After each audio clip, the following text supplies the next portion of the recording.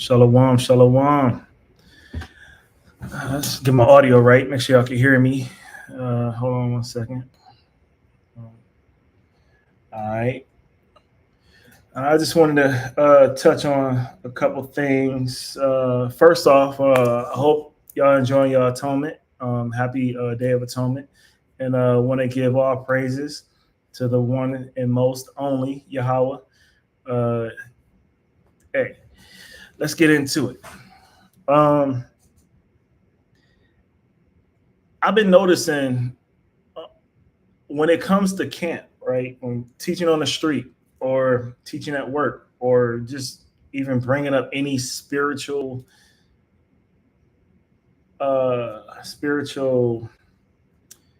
sayings or even just quoting Christ, right? Sometimes I noticed that I would hear or my bruise would hear, calm down. Um, that's rude. You can't say that. That's not Christ-like. That's not being in Christ. Well, okay, so it's not like Christ didn't have a sense of humor or he didn't have a sarcastic way of speaking while being in humor. Or sometimes he just be straight out sarcastic, you know. I don't agree with always having to be 100% nice. You know what I'm saying? Sometimes somebody might say something to you and it rub you the wrong way. Sometimes it, it it brings something. Somebody could bring something out of you to where when you're speaking with authority, and you need to be held like accountable for what the Most High is trying to bring through you to the person. Like, let's get into it. Let's get into it. Let's go to uh, let's go to let's go to Proverbs 19 and 11. I wish I could share my screen. I'm gonna figure out a way to do that. I don't have my third party camera, so excuse me. All right, here we go.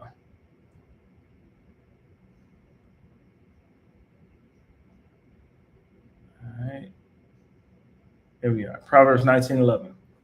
The discretion of a man deferreth his anger, and it is his glory to pass over transgression.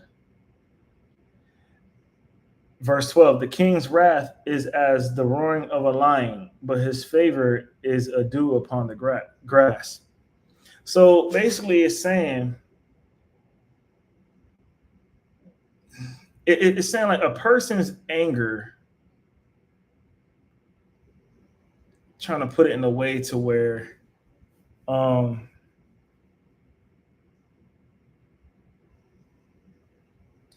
a person's anger doesn't have to be what you may think it could turn out to be. Like, for it to say, and it is his glory to pass over a transgression.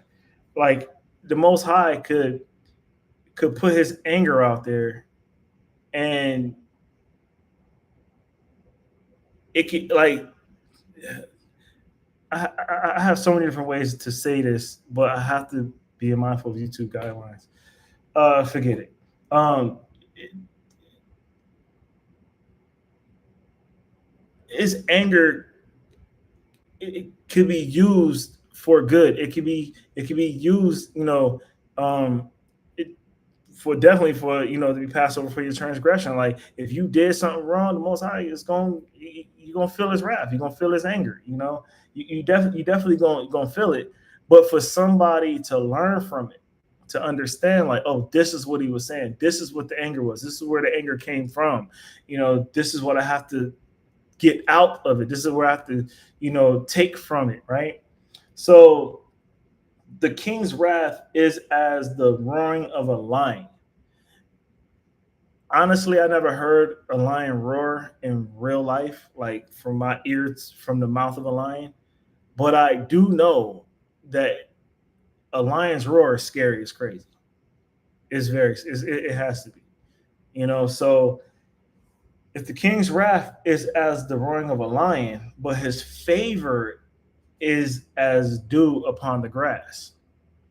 Well, when you see dew upon grass, that's a good thing. The grass is soaking it up. The soil, is being nourished. The grass needs dew. It's a beautiful thing for grass to have first thing in the morning, right? Even if the day is going to be hot later, it got that dew in the morning, right? So I wanted to leave with that by saying when the Most High's anger gets put out there, you have to know how to go about, one, not angering the Most High, but also how to discern discern where he's coming from with it, and what point he's trying to get you to see, what he's trying to get you to take from that, right? So let's go to Matthew 7, verse 3 through 5. Hold on one second. Let me see if I could. One second. Shalakia. Just got to move my screen around just a little bit.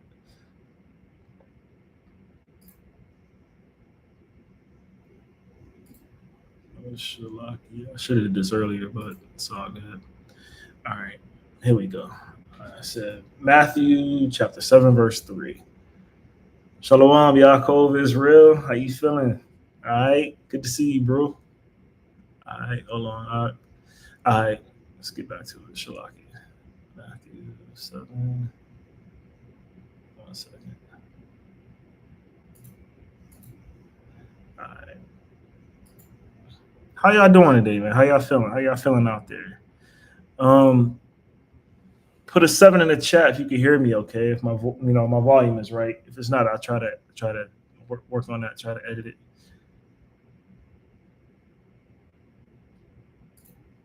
Here we go. Shalakia. All right, 7 verse 3. All right, here we go. All right. And why beholdest thou the mote that is in thy brother's eye, but considerest not the same being that is in thine own eye? Now, there is some sarcastic humor to that, but there's actually a message in it as well.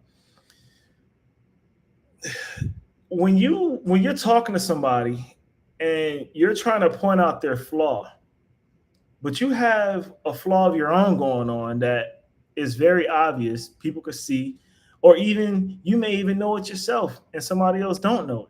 Regardless, that flaw is pointed out. When he says, and why beholdest thou the mote that is in thy brother's eye? Why are you talking about what's going on in your brother's world? Why are you bringing judgment upon him that's not righteous? But considerest not the being that is in thy own eye. That's not righteous judgment. Like, you have to get that out of your own world, out of your own life, out of your own spirit, before you talk about correcting somebody else's. Now there's a way to say things. I say it like, amongst the so-called blacks, Hispanics and Native Americans, we got a way that we talk. We got a way that we walk. We got a way that we like to be heard and understood amongst our own community of people, our own nationality of people. And there's other communities and other nationalities of people that don't understand what we're saying. Like, if I'm talking to, like, say for instance, like my brother Yaakov, right? I'm like, hey, yo, man, how you feeling, man? Hey, yo, check this out, yo. We just dipped around the block, and then we just laid low until later, and then we gonna pop out and spend. So, like, we're gonna pop out and spin a block again, for the neighborhood, to fill our presence. It's somebody like, what did he just say? Like, I didn't understand anything he just said. But my brother understood what I just said. He understood. You're like, all right, cool, say less. Carry on. So by this being put in such an analogy, it's not hard to be missed, but believe it, some people do miss it. Some people don't understand it. So why beholdest thou the mote that is in thy brother's eye, but considerest not the beam that is in his own eye? I mean, or how wilt thou say to thy brother, let me pull out the mote of thine eye, and behold, a beam is in thy own eye? Like, take care of yourself. Take care of yourself. You know, oh, well, why you gotta say it like that? Why you gotta put it in a way of saying, um, you know, why you talking about them and talk about yourself? Well, I'm trying to help them. No, forget all that. Take care of yourself first.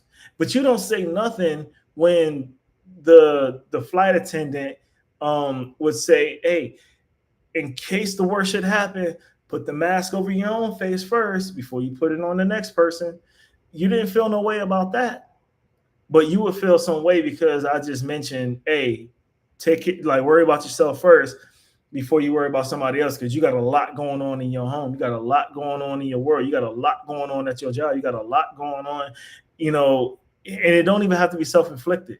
It could be just the way, you know, spirits is attacking you, or the way, you know, the world is turning, you know, maybe for your gain or not. But take care of yourself before you go, you know, dishing out to somebody else or trying to say you're trying to fix or help somebody else, right? Let's go to Matthew. Actually, you know, I want to go to Matthew 15. This is one of my favorite ones. Let's go to Matthew 15 real quick. Some of y'all know where I'm going, but I just want to touch on this because I think it's so funny that Christ isn't who we've been told to be growing up. Oh, he's such a nice, wonderful, beautiful spirit angel. This, yes, he is, without a doubt. But remember, he does have feelings, and he does care about what his father wants to be done in decency and in order. So if the Most High told Christ to only take care of, look out for, help, and be for one group of people, he's not going to be like, but what about everybody else? You know, they got feeling like, you know, they. You think the Most High gonna repeat himself? First off, Christ would never do that. That just goes without saying. Christ would never do that. But just imagine if he did say that, that would void out the entire contract of his death, or even his being, his presence, period, or even to have a chosen, even for his father Yahweh to have a chosen children or a chosen group of people, it would be void. So I'm just going to go up to verse 21 to show you what Christ, where he was coming from, what was going on, right? Because he was teaching, he was preaching. So verse 21, Matthew 15 and 21. Then Yahushua went thence and departed into the coast of Tyre and Sidon. Verse 22, and behold, a woman of Canaan came out of the same coast and cried unto him, saying, have mercy on me, O Lord, thou son of David. My daughter is grievously vexed with the devil. That's very alarming. That's to the point of saying, help, help, help. I need help. My best friend is about to die. Or, it's that kind of, hey, help me. All right. It's a cry out for help for real, and, many probably would help, right? Okay, it's all cool. You see somebody on the side of the road, their tire is blown, and they got children and they need help. They don't have a jack, and you do, yeah, okay, I understand you would help. But Christ has a different way of moving. He has a different way of thinking and talking. Even his disciples move how Christ moved, or how, like, even though they may have their own thoughts, views, and opinions because they're human, but they also are not going to move against Christ's wishes and well-beings to his people, right? And just how he moved in general. So, verse 23, but he answered her not a word. Now, is it just me, or when somebody ignore you, it's very trying, is very trying. Like it's for lack of better words, it could tick you off. It could piss you off. Like it could be, it could rub you the wrong way. But like, yo, that was rude. You just ignore me. I'm crying for help, and you're Christ, and you're ignoring me. Like what? Okay, but he answered, heard not a word. And his disciples came and besought him, saying, "Send her away, for she crieth after us." Okay, that's another so-called rude and sarcastic moment, right? A very rude moment to the other nations. Because remember, this is a woman that came of Canaan, right? She came from Canaan. So yeah, you could look at it as like, yo, that was rude, man. That was mean. Even his disciples said, push her away. That's not Christ-like, really, because they was talking to Christ. It wasn't like they was talking to one of their homeboys or homegirls, like, yo, man, yo, man, shoot, man. If I was there, man, shoot, I'd have told Christ this, I'd have did that. Well, guess what? They actually did it. They said, yo, man, yo, you want us to send her away? We got you, man, because we know what you're here for. We know what you're here to do. But no, it went further than that. So, okay. Verse 24. But he answered and said, I am not sent but unto the lost sheep of the house of Israel. Take it for how you want, but that's the truth. He wasn't being any kind of way when he said it. That's his mission. Just because you don't agree, just because you don't like his mission, it does not mean that he's the worst person walking the earth because he didn't respond to you the way you thought he should have. Knowing what his mission is, knowing that he has knowing that he has an assignment to fulfill, but it doesn't go with how you want it to go. Nah, like if you had an assignment and somebody tried to slow you down from it, you're not gonna let somebody slow you down from such an assignment. You have to fulfill it. You know how many movies we watch to where we see people having a timer on a bomb? You think for 1 second they're gonna let a phone call or a text message or social media or something distract them from stopping that time from ticking? No, they have a mission to fulfill. And this is on the same level as Christ, his mission. He has a mission to fulfill his Father's will. And his will is to protect, take care, love, and to teach his children. Nothing more, nothing less, right? But, I digress on that part. Let's move forward. Verse 25. Then she came and worshiped him, saying, Lord, please help me. Lord, help me.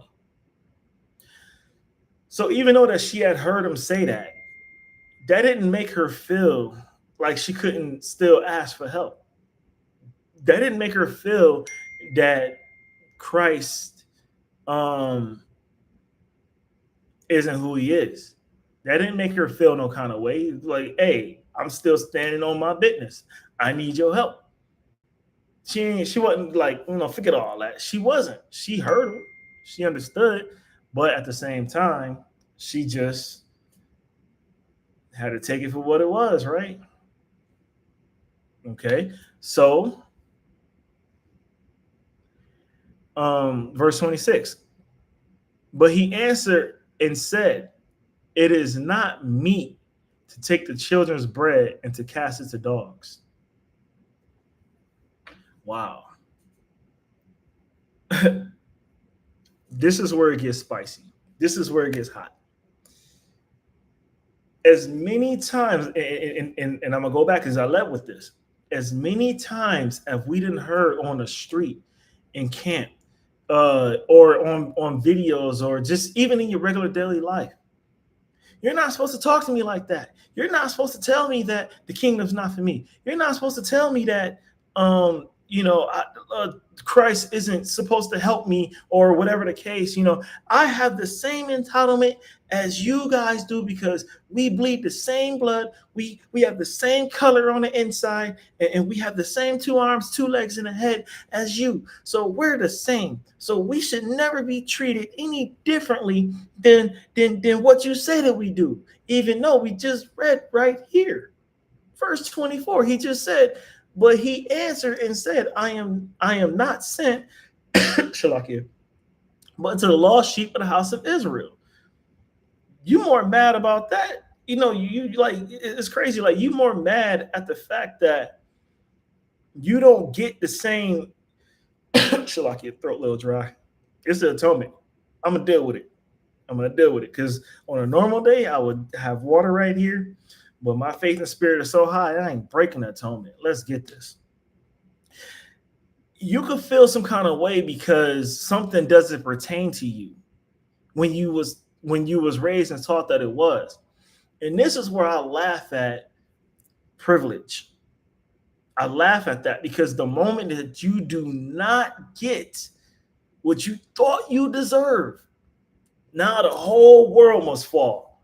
Yeah, have you seen I'm just say a YT child cut up and act out because they couldn't get what they wanted versus a so-called black child or a so-called Hispanic child?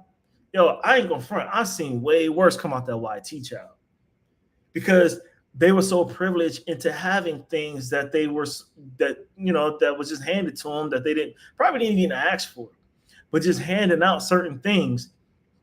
And the moment that the moment that they didn't get it, oh, they tearing down the store, flaying up, kicking and screaming, and hey, stop that, come on, get up, and don't even hear you, just like, no, I deserve that. That's for me. I get that. They don't get that. I get that. I don't care if I didn't ask for it. It still belong to me. Well, the jig is up. We waking up. Matter of fact, so like a lot of us already done woke up. And to see that somebody just realized for the first time that Christ did not come for you and will never come for you, that's gotta hit different. That's gotta make you say, you're teaching hate, you're spreading hate, you're being so rude, you're being so so evil and wicked. That's not how Christ is. Well, heck, if he stood in front of you right now and told you that, would you tell him he lying to his face? Would you? There's no way in the world you would do. You would want to do that, but your teeth gonna be sanded down from going like this because you don't know what else to do. Your superior is telling you to your face, nah, I never came for you. Look, Shalakia. Shalakia. I never came for you. I was never uh, uh, brought here to protect you or to quote unquote love you. You know what I mean? Because even love has been misinterpreted, right? But let's move on. Let's move forward. I got more, got more meat on this bone, right? So okay, verse 25. Then she came and worshipped him, saying, Lord, help me. But he answered and said, it is not meet to take the children's bread and cast it to dogs. Whoa. So calling her a dog, I mean, I don't know. Last I checked, a dog is one of the lowest things you can call a human being. Some may look at it as, yo, did he just call her a? Well, if you want to go there, but no, that's not really what he was doing. He was just saying you are the lowest of low when it comes to my family, the Israelites. You don't have a rank over. You don't have a say. You need me to feed you. You need me to make sure you're good. but I'm not gonna do that. I'm not here for you, right? So to soak that in today, in today's time, Christ would have got canceled. Not only he would have got canceled, but it would. Now you thought Kanye's situation was bad, ooh, right? And this is our brother. This is Christ we talking about here, right? All right, verse 27.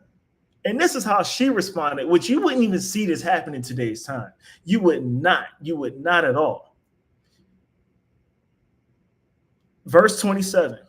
And she said, truth, Lord, yet the dogs eat of the crumbs which fall from their master's table.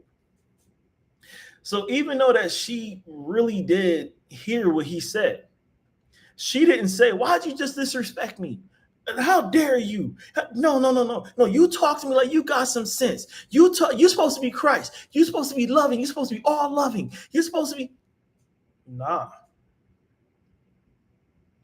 Where does it say that? Where does it say anywhere from Genesis to Revelation with the Apocrypha in it? Did it ever say Christ has to be loving to everybody? It does not say that.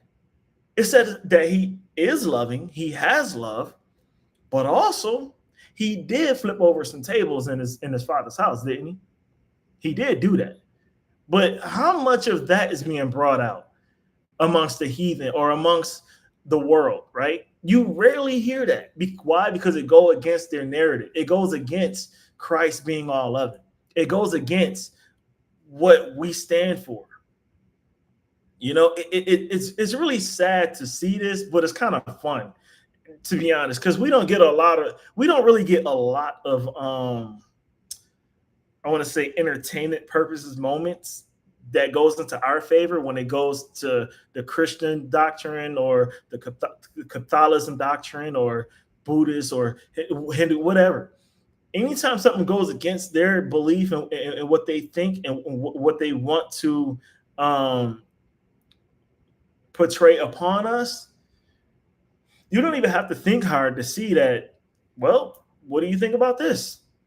Because the last I just read, it seems like he was spot on with what he said, and her response is about accurate, right? But hold on, there's more. Even though that she had responded and said, truth, Lord, yet the dogs eat of the crumbs which fall from their master's table, Christ, verse 28, answered and said unto her, O woman, great is thy faith. I'm going to pause right there right quick. There's a way that you could tell somebody something and have them receive it no matter how angry they are, no matter how much they don't want to see it. Now, they may not display their understanding. They may not display the fact that they side with what you just said. Of course, they gotta disguise it and come out with some more moving a goalpost type situation in a conversation. He just looked at her and said, "Oh, great is thy faith," because the last I checked, when Christ was on the cross, hanging from the tree on the cross, he heard words of faith from a thief, from somebody that probably was supposed to be on the cross for what he did, right? Let's just say, right? Let's just say that this was in today's time and Christ was on the cross and heard that. Nothing changes. Nothing changes. Because remember, he's the same from the past, the present, and in the future. So no matter what time of year, what time of day, what time of night that was, the reaction, the outcome of Christ's response still would have been the same. Oh, great is thy faith. From this point forward, you be in the kingdom with me, right? Just paraphrasing, right? Like that was his response.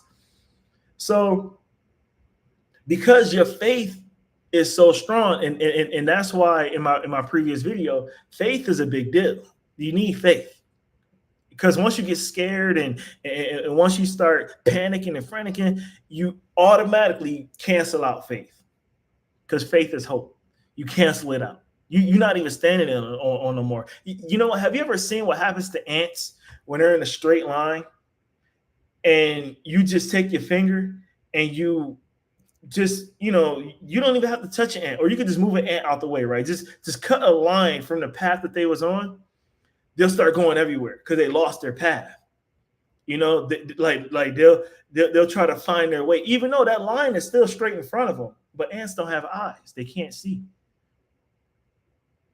You know what I'm saying? So we can't see Christ in a physical form today. We can't see Yahweh in his physical form. But we can feel where that line got crossed. We can feel where our path got erased.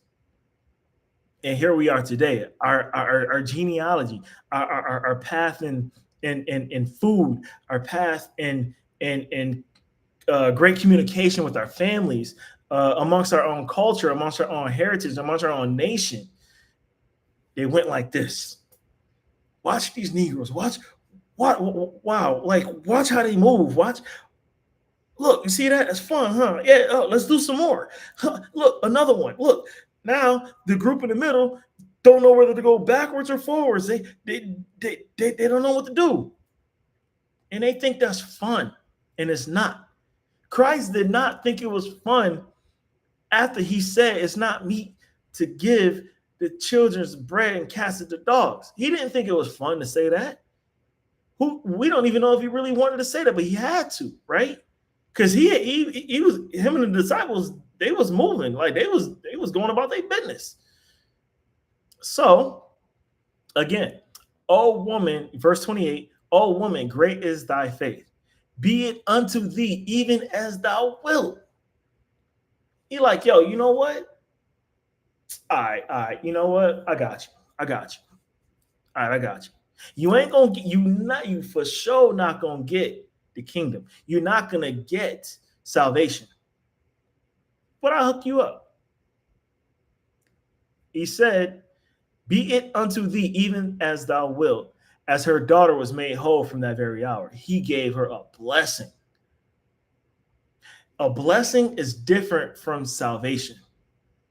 So, as what the title states, the humor and being sarcastic, the sarcastic point stands with him saying, nah, I got nothing for you. I don't have what you think you're going to get from me. Forget all that. But you know what? Since you kept pursuing me and I am Christ, let me just show you I got you on the blessing, and that's all you get. You got the crumb. So, like I said, look at times of today. We're getting the crumbs from this world. Shalakia. We're getting the crumbs from what Edom is giving us, from what Amalek is giving us. And the part that burns their britches the most is that we know how to make meals out of these crumbs. That's how we built this country up. We didn't get paid. We didn't have lavish homes to go into after we got off that plantation or off of building, this country. All we had was our wives to how we say lick our wounds, to heal us mentally and spiritually. Yeah, of course, I'm sure there were nagging wives in some homes. Yes, I'm sure there was some conflict and turmoil in some of these homes. Yes, I get it, without a doubt. But on the overall picture, though, our people knew how to be great spouses to each other because we saw what we was going through every day on those plantations or dealing with those people alone, right? Oh, sure. Just because it's modern time today, we're not on a plantation and we're not physically picking cotton like we used to with no shirts and getting whipped, things like that. That doesn't mean nothing's still the same. See, I want to speak to not just the wives, but the husbands at home too. Kind of feel like it, right? Like I want to speak to the husband and the wives of these homes of Israel, of our nation. Just because you don't see what they do at work, just because you don't see what they go through on the way home from work, or maybe they didn't communicate to you that they just got harassed by the cops on the way home, because that'd be another stress factor upon you that they don't want you to bear. Right? We go through so much in a day to where social media has watered down the mental nourishment that we need from each other. Now, with the sarcastic part, sometimes, and in my home, I speak about my home, right? I'm from New York, you know what I'm saying? My ribs from Chicago, right? Okay. We can be very sarcastic, but we understand the humor in our sarcasticness, right? Like, I can make fun of something and it can bring humor out of it, right? But when it comes to another nation, we can be sarcastic by saying, "Hey, y'all going into slavery, right?" Yeah, I mean, okay, if you didn't know that, let me tell you. Let me bring up Romans right quick. You know what I'm saying? That's our sarcastic humor. To them, it ain't no humor in that at all. But we get it though. We get it, right? So I wanted to bring out that right now because I want y'all to see where I'm going with this, as far as um being righteously sarcastic and humor, right? All right, how about this? Let me bring out another one for you. Let me bring out. Uh, uh, let's see. Let me bring out Matthew 19:24. Bring out Matthew 19:24.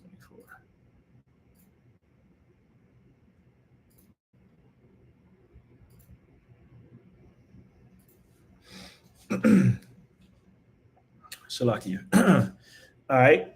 Matthew 19, verse 24. And again, I say unto you, this ain't his first time saying it. It's not.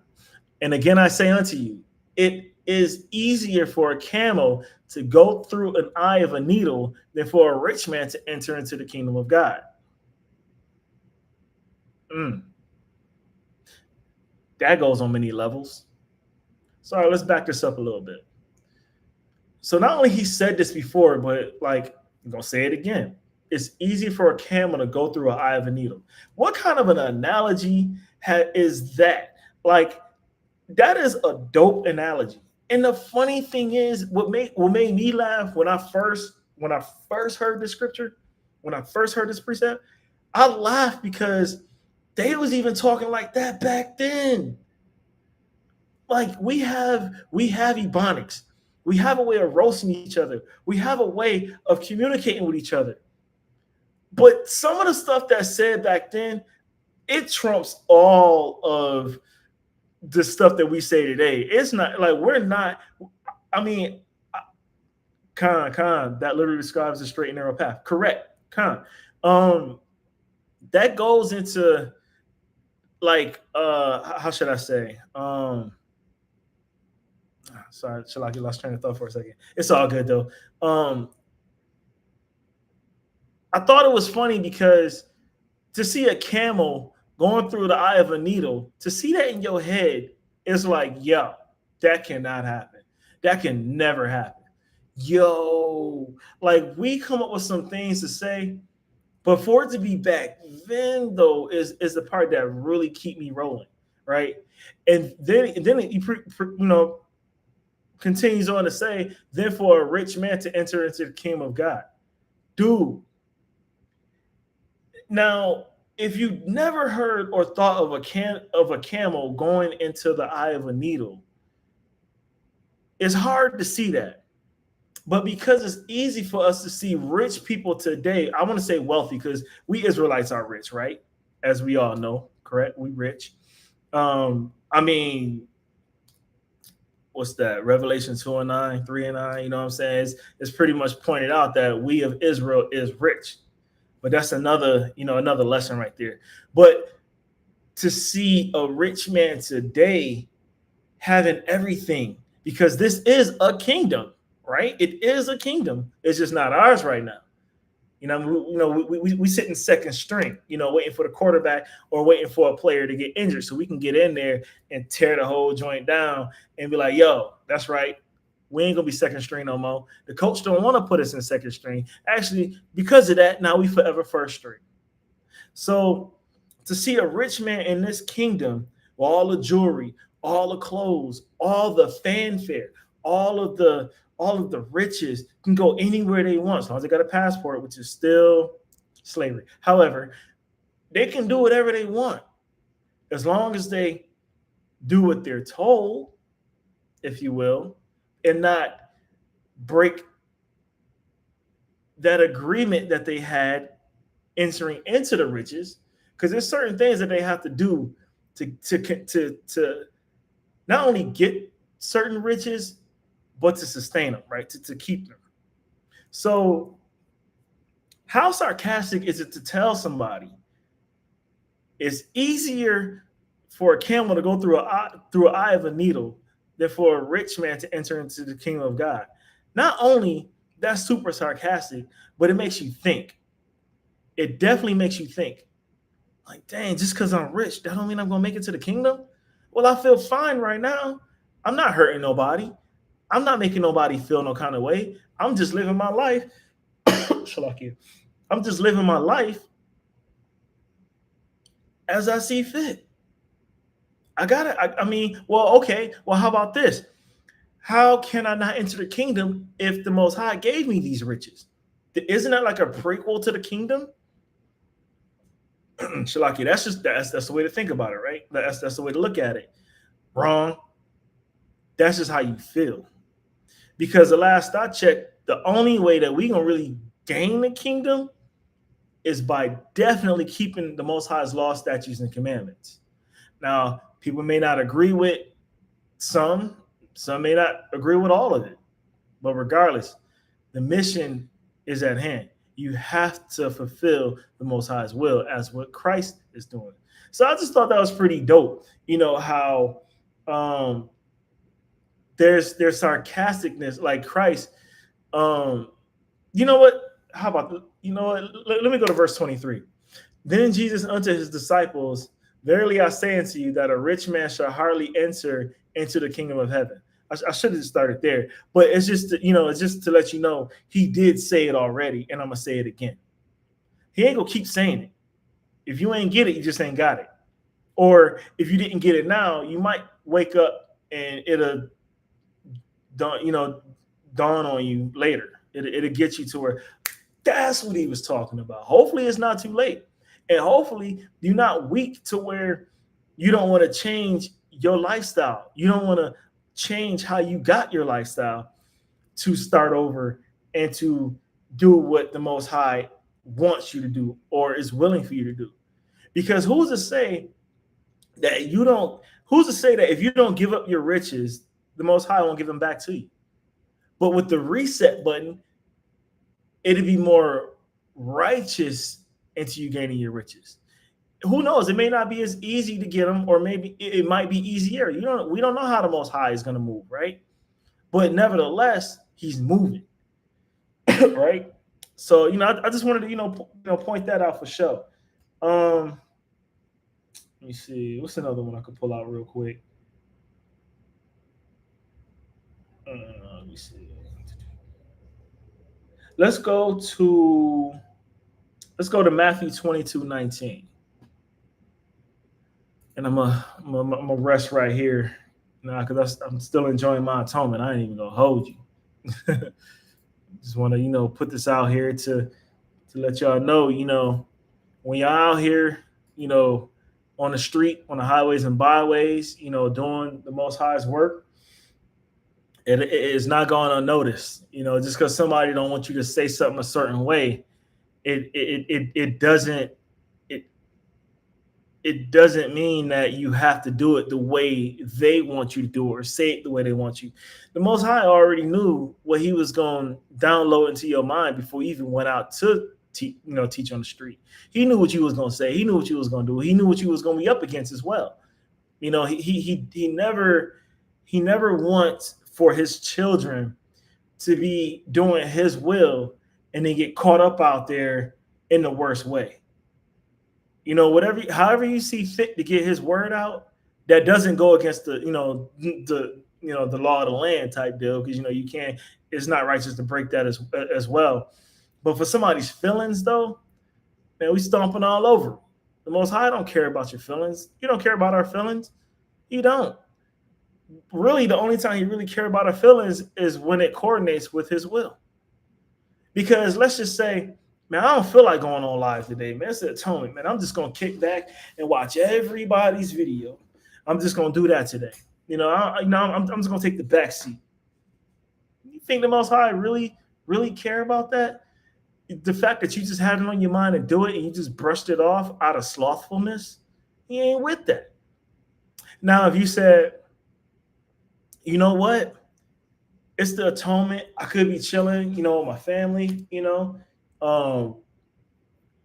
reflecting on the things that I need to be doing and how to correct my ways from here on out to hit the reset button. I could be doing that.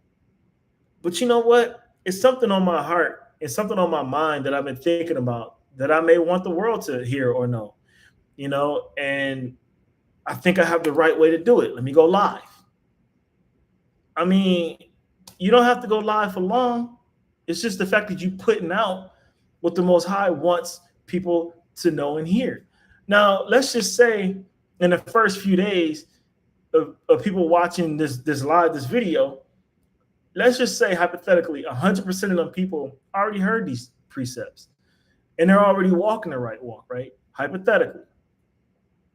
Well, this video could be entertainment for those people, but to those that never heard these precepts, that never knew this existed in the Bible, never put in this way, or I mean, there's context to each precept, but I'm putting it out here for you to understand that just because we say something and you don't agree with it spiritually, or you don't agree with it in how you feel, doesn't mean that I'm not saying the right thing. It doesn't mean that I'm not getting to the person behind you. I may not be getting to you, but the person behind you may have received that wholeheartedly 1,000%. Right, allowing the Most High to use you. So it's like you would block the Most High from using you the moment you say, "I'll do it later. I'll do it tomorrow." But then when later come, something your doorbell ring, and you just found out somebody that you love is in a terrible situation. Now you got to run out to go save them or to help them or whatever, right? They're not atonement. But your plan was to go live. Distractions, stuff happens. So I wonder if you would look at it as if the devil, the distraction of the devil, is being sarcastic to your will. Spiritually speaking, right? So, yeah. So I just wanted to put that out there. So yeah, let's hit Matthew 22:19. Show me the tribute money, and they brought unto him a penny. You know how funny that is? Like, when you think about it, like Jerry Maguire, could you imagine in that scene where I can't remember the character name, so I'm just gonna say real names, Cuba Gooding Jr. when he had Tom Cruise verbally confess that he was going to show him the money, that he was going to bring him the money. He was like, all right, I'll bring you the money. Nah, I'm not feeling it, Jerry. I'm not feeling it. You got to say it. You got to say it with some might. Say what? Show me the money. Show me the money. Come on, bring it. I'm still not feeling it. Show me the money. Come on, Jerry. You can do better than that.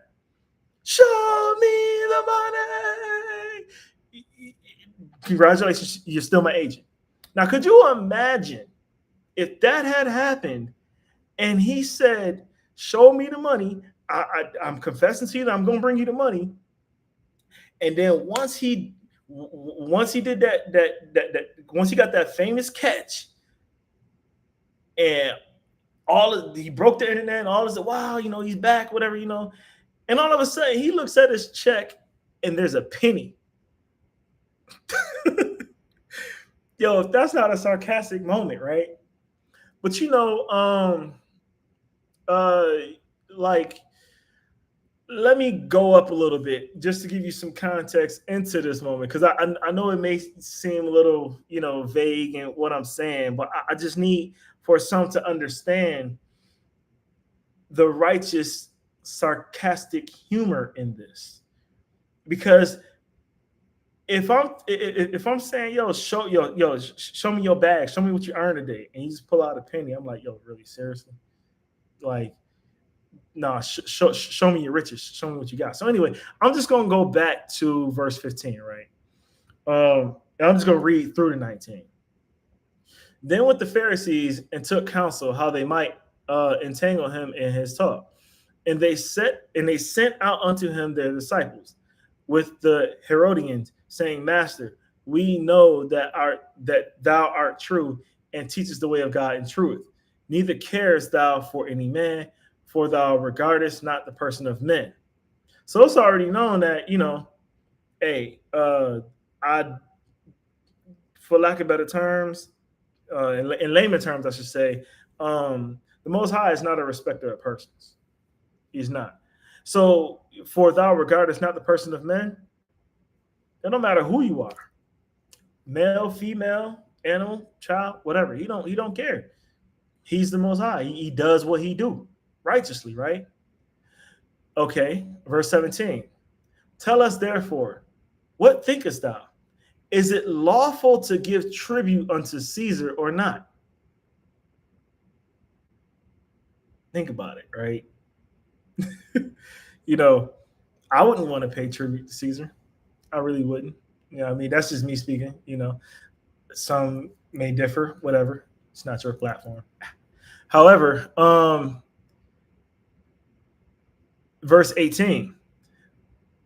But Yahweh shall pursue their wickedness, and said, why tempt ye me, ye hypocrites? Who would want to do that? Like, who would want to tempt Christ? Like, there's no way that I'm going to sit here and want to tempt Christ. If I somehow, way, shape, or form did as a human being in his flesh, I would immediately have to repent, because I do not want that wrath, right? So then he presumes to say, show me the tribute money. And they brought him a penny. And he saith unto them, whose is this image and superscription? Then they say unto him, Caesar's. So you know how we have money, right?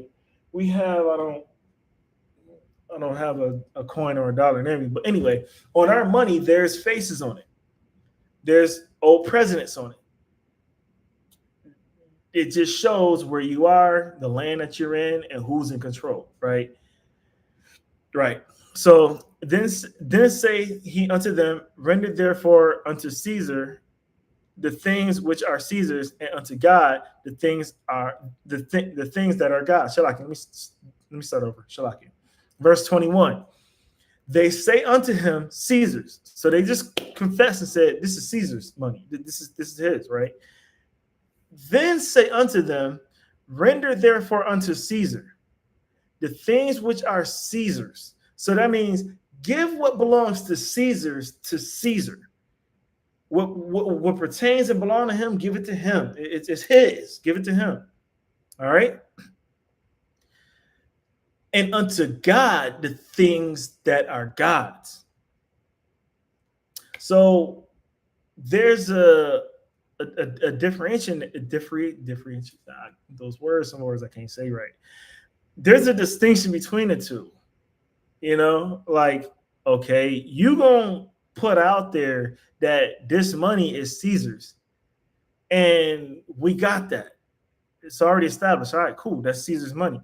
But what about what belongs to the Most High and his children? What about that? All right, so just give what belongs to us, to them, right? So Some people don't care what money belongs to who, what belongs to what. All they care about is just getting the bag. That's all they care about. You ever heard the term, not all money is good money? Be careful how you spend your money. Be careful what you do to get the money. These kind of things taking place. Now, not all money is good money. If that was a parable, if that was a precept, that would be another one because it's sarcastic, but also it's real. You can really benefit from every single precept that I brought out, that's sarcastic or not. You could definitely learn something from it. If you get your feelings out of it, if you keep the Most High's will in your heart and your spirit, then you would easily know, man, he wasn't trying to hurt my feelings. He was being as real and direct as he could, but also giving me a way to see it. Some people don't see things straight on. Some people have to see things in a curve. Some people have to see things from a side eye view and then come back. Not everybody sees straightforward. Sometimes you got to give an analogy for people to be like, yo, man, that really made sense. I was told one time, my grandmother, I was in New York for my great grandmother's funeral, and we was in my aunt's house, big gathering, and I was cooking some noodles, I think, on my aunt's stove. I was cooking something, and put in the chat, how many of y'all have made ramen noodles and y'all stayed over that pot until it finished? Even while it's boiling, you just sitting there watching the TV at the stove. You didn't walk away. You didn't, sit on the couch. You like, is the noodles done? You know what I'm saying? Like, no, you stayed there. I mean, you can, don't get me wrong, but I'm just saying 9.5 times out of 10, you stayed over that pot till it was done. You ain't want your noodles getting extra soggy. You ain't want that. You know what I mean? So you standing there, watching it, right?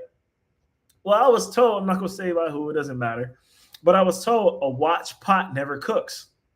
Oh, okay. I get what he was saying, but a watch pot does cook. But I get it, though. I get it.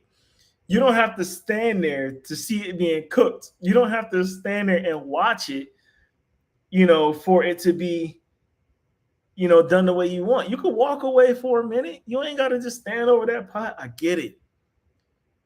And this is in current times. This wasn't a parable. This wasn't a precept. This wasn't something that was brought out biblically. Now, mind, this is years before the truth that I got into the truth.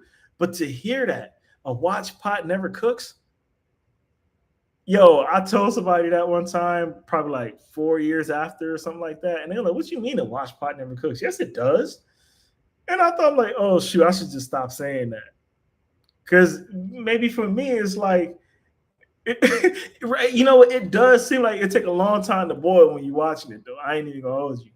But if you walk away and come back, that joint bubbling and the starch is boiling over the pot. You know what I'm saying? Like, why did I walk away? But I get it. I see what he's saying, though. Now, if he'd have said, "Hey, yo, man, why are you standing there?" You know what I mean? Like you ain't gotta you ain't gotta just stand there, man. Or you can ask somebody to help you watch over it. You know what I'm saying? That's too many words for us. You already know, like, we don't use a lot of letters in our words, and sometimes we don't use a lot of words at all. Hey, I can guarantee right now, everybody that's on this live, everybody that's in this chat, if it's not you, somebody that has an alias to their name that shortens their name. Even if their name was short, like Bob, now your name is Bo. You know what I'm saying?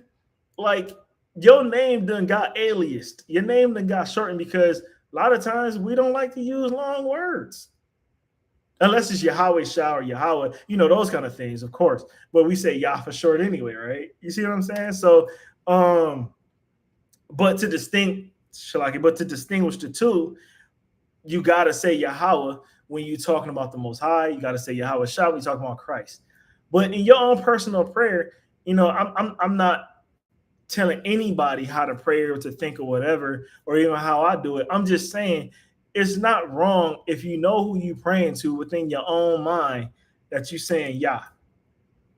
But to be specifically clear, say Yahweh, Yahweh Shah. Be distinctive, right? But we got this thing in us to where we just can't help it. We got to do our own thing our own way. That's why I ain't gonna lie. I didn't do good in English class in high school. I didn't. Man, I went to summer school for English, and I thought that was our first language. You know what I'm saying? Kind of ass had no eyes. I want to study more. Ants not especially. Kind of for sure. We just have a way of doing things. We have a way of moving that other nations don't get, and they're jealous too. That's another thing. They're jealous. That's why when you're in school and you talking to your friends in Ebonics and slang, and you got some teachers or because you got some cool teachers. I'm not putting on teachers in a bad stigma. I'm just saying you got some teachers that ain't with that. Well, when you're in my class, you speak proper English. When you're in my class, you use your proper look, man. We got you, but we still us at the end of the day. So why is it that you can speak your proper English and I can't speak my proper dialogue that I use with my family? Because to us, we are speaking proper English to us, but to y'all, it's broken. As a matter of fact, America don't even speak proper English. It's the British that speak proper English. So America don't even have the right way of speaking English. That's why we can't understand some of the stuff they say and they speaking English. So who's not speaking it right now? Or even like with the wording and spelling. I think the person that created, I'm not totally like being accurate here, but I think some of the people that wrote the English language couldn't spell or was dyslexic. That's what I think. But if we are to go by the school's doctrine and what we taught, no, is right. Because they were the first person to put this on paper. So they're right, we're wrong. Well, okay. But if you wonder why I'm having a hard time spelling some of these words or using some of these words in this proper context, this is why. Because some of these words shouldn't have some spelling in it with silent letters. That's just wild. Every letter should be used, but I understand that some that's hard to say and pronounce.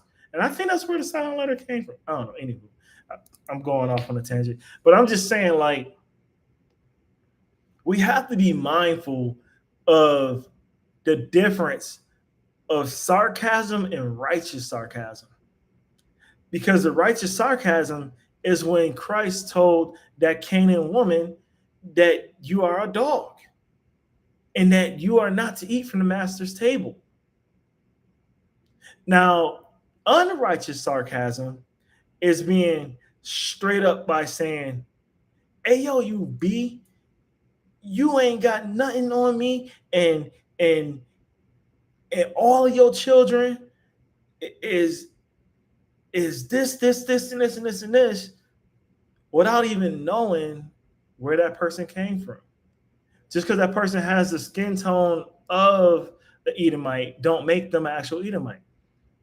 You can't give righteous sarcasm and think you're being righteous because you're looking at this person and you feel like this person is not your Israelite brother or sister.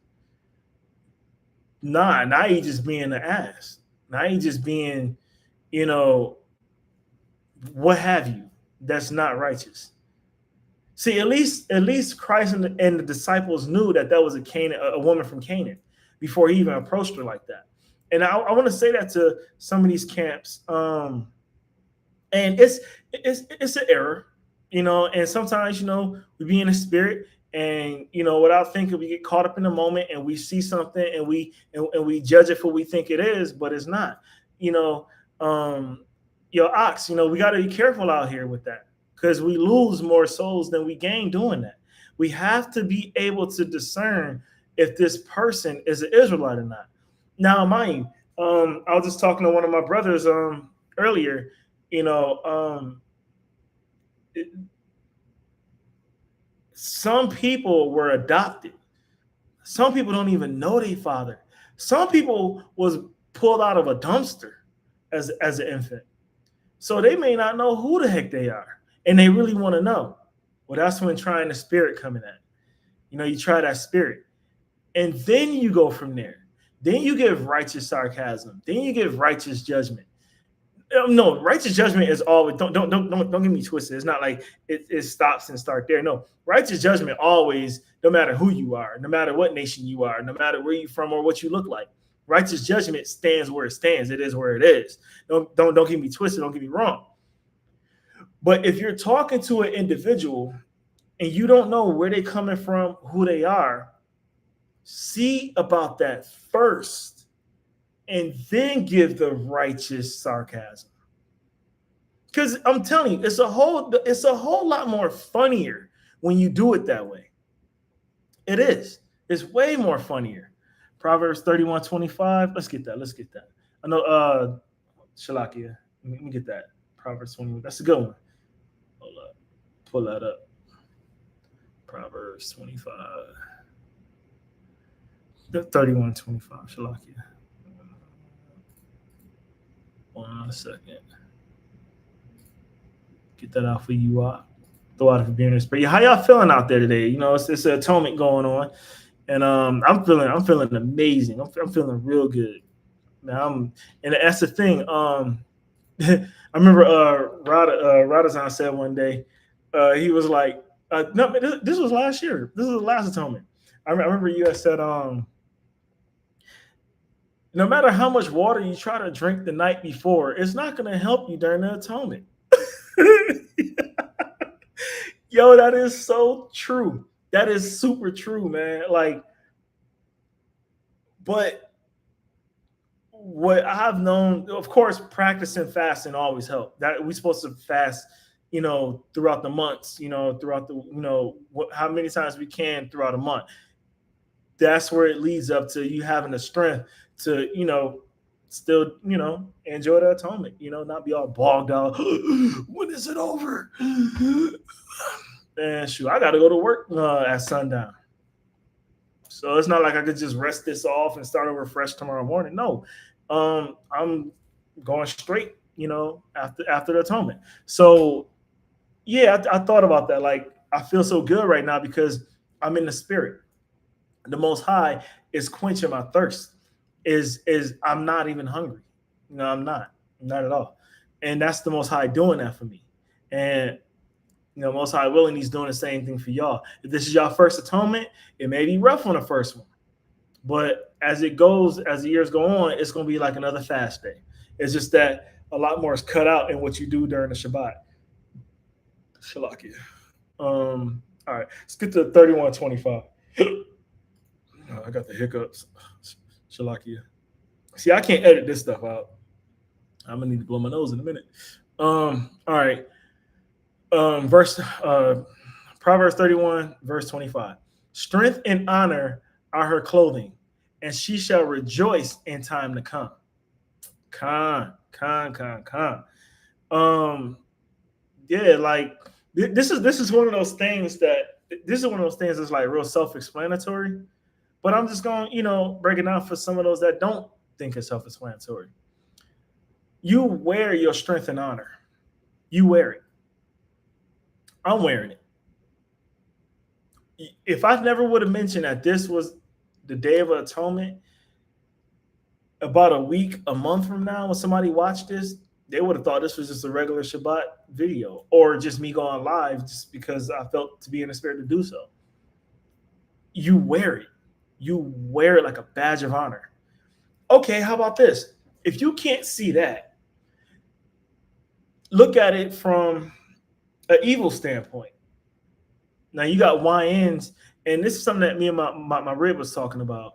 YNs is not all youth of us Israelite nation. It's not. YNs are just a certain demographic of the youth. So I just wanted to put that out there to get that straight, because then that's going to come into the same ideology of Black Hebrew Israelites, which is not even a thing. But I remember the first time it was said, and I'm like, oh, this is gonna catch on. So there are some that are portrayed as in Israelites because they're doing heathen things in the heathen world, but wearing fringes. I get that. And of course, they need work. The Most High is working on them, Most High willing. But you can't put all of us Israelites into one group that y'all see fit to demonize us. No, you can't. But you do it. So I'm just gonna put it like this: if you see uh, a young person or even an elder person, don't matter, going off, then you could see upon their clothing, if you will, that they are not in tune with the Most High, that they are not in the Spirit. And she shall rejoice in time to come. So when the time is right, like when the time is right, you're going to wake up and you're going to rejoice on the fact that you're wearing the Most High's will upon your clothing, your garment. Now, what was the person that wakes up knowing that they're not wearing it and continue not wearing it because they feel it's comfortable, that they don't really care to change what they need to change? Titus. We could pull that up. We could pull up Titus 3:9 if you want. But with to stay on, what I was saying, when you wake up and you realize that you're not wearing the righteous garment, that you're not wearing the Spirit of the Most High, and you just don't care, and you're gonna keep doing what you're doing because now you gotta change courses. Now you gotta not disregard your family, but you gotta disregard your family's ways. You gotta disregard your friends' ways. You gotta disregard a lot of things that you've been used to doing. Oh, the uncomfort in that. But if you really think about it, there's a lot of comfort in it because what you're walking into is a beautiful thing. You can see others not liking that. And if you're the type of person that care about what other people think so much to where you're not going to do what you need to do to gain what you need from the Most High to please those that ain't doing none of that, well, that's something that you have to take up with the Most High about because that's not a good thing. But you didn't mind changing up things around your house from what you see other people doing in their home. You didn't mind putting your living room furniture in the dining room area and the dining room furniture in the living room area. You didn't mind doing that, or you didn't see nothing wrong with that. But there was somebody come to your home and be like, excuse me, your dining room set's supposed to be in that room, but hold on, this is my house. I do what I see fit in my home, right? But you can look at it like that. But you can't look at the Most High telling you, hey, you need to get your dining room set back into the dining room and your living room set into the living room. Oh, well, I feel like I should do it like this. All right. So when you lose not only your dinette set, not only your living room furniture, but you lose your entire house. Now you ain't got no dinette set or no living room furniture to put anywhere. Ha. Joke's on you now. So that's what you get for tempting the Most High. That's what you get for pushing his hand. So yeah, to be sarcastic righteously, take it for what it is. Take it for constructive criticism, but it's not personal. It's just that's how we talk for you to get you to understand. So again, I'm gonna read it again. Verse 25: strength and honor are her clothing, and she shall rejoice in the time to come. Be mindful of the strength and honor in your clothing. Be mindful of that. Because as you walk upright with fine garment that the Most High blessed you with to wake up to and to smell good in and to be attractive to the world, even though most of the world don't really care for that kind of attraction because they're jealous and they hate that because they don't have the birthright, if you will. Let it be as it may, because the Most High, look at my child, yo, look at her showing out. Look at that garment looking right. What? Your clothing is sparkling. Your clothing is right. Is you want that. You want the Most High's approval. Don't get me wrong. It's good to get your brother's your brother and sister's approval. But if you don't get it, then what? You gonna just tear yourself down? You gonna cry about it? You gonna make it feel like nobody cares and what am I doing this for? Well, number one, you're not doing it for everybody else's aesthetics. You're not doing it for everybody else's pleasure. You're not. You're not. Because if you are, then you're really not doing it for the right reason. If you're in a relationship, if you're in a marriage, if you're in any of these things for the wrong reasons, you're not going to be fruitful in it. You're not going to wake up happy, because forever in the back of your mind, you're going to be thinking, dang, why am I doing this? I mean, yeah, he's happy, but this isn't what I want to do for myself. Don't do it for the other person. Do it for the Most High. Then do it for yourself. Because you're already doing it. You're in your own skin. So, of course, you're doing it for yourself. But you doing it pleasing the Most High, everything else will come. When money isn't everything, when money can't buy you happiness, it could buy you time for certain things. It could buy you financial freedom for certain things, but it's never going to give you the end result of happiness. Look how many multimillionaires, look how successful, worldly successful people out there who is not happy. Look at Celine Dion. Does she look happy? I don't think so. Look at these people getting Ozempic when they could have just did differently. They could have worked out, or they could have found another holistic route. Now they all have this certain look in their face, this certain look in their skin. I mean, you could tell who's doing some form of Ozempic. It looks creepy. Right? They could have fasted hard. They could have fasted. They could have made sure that whichever thing that they was doing, it was going to be conducive to their body and the Most High's will. Now, yeah, to be transparent amongst our people, for those that don't know, not 100% of us Israelites that's in the truth got it all together. While we're in the truth, we're working on getting it together. Like we say, this is practice. This is practice for the real thing. If you can't get through practice, you're doomed. You're screwed. It's over. So while we're trying to get right, while we're doing the best what we can, while we're under oppression, while we're under financial oppression, while we're under spiritual oppression, while we're going through so many different things, we're trying. These are our trying times. While we're doing this, we have to make sure that we stay on track, that we stay on course.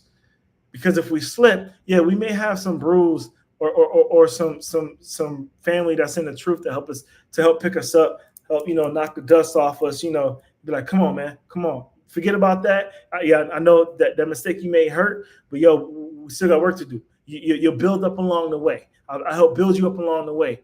And if I trip up, you got me. Like, dude, remember the mistake I had made, dude. You good, man. I repented. I see you repenting right now. Come on, let's keep pushing, man. You know what I mean? Let's keep pushing, because judgment is the Most High's thing to do. He's gonna judge you if you don't repent. You don't want that judgment. So repent. Don't look back. If you do look back, do it from learning from the experience of it. Learning from gaining the wisdom of not doing it no more. That's the only time you really look back at something like that. I did that before. Nope, I ain't doing that again. Let me go about this a different way. You do it from a learning standpoint. You don't do it for, well, let me try it again to see if it's going to work out. Let me see if it's going to pull through for me. No. So I hope you've been edified.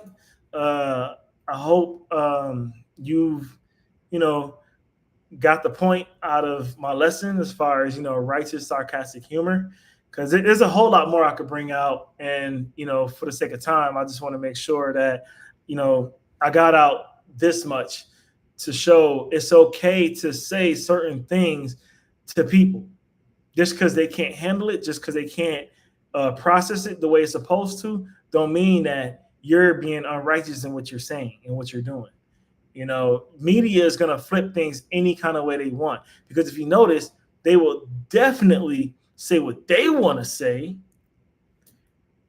And if they get offed, they'll be held to the highest degree in a memorial stance, because that person or they was teaching something that we don't like, or that we don't agree with, both spiritually and carnally.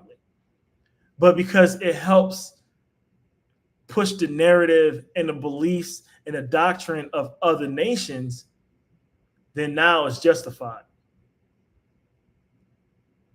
But we're coming out the Bible with it. The same Bible that we're held in court to swear upon.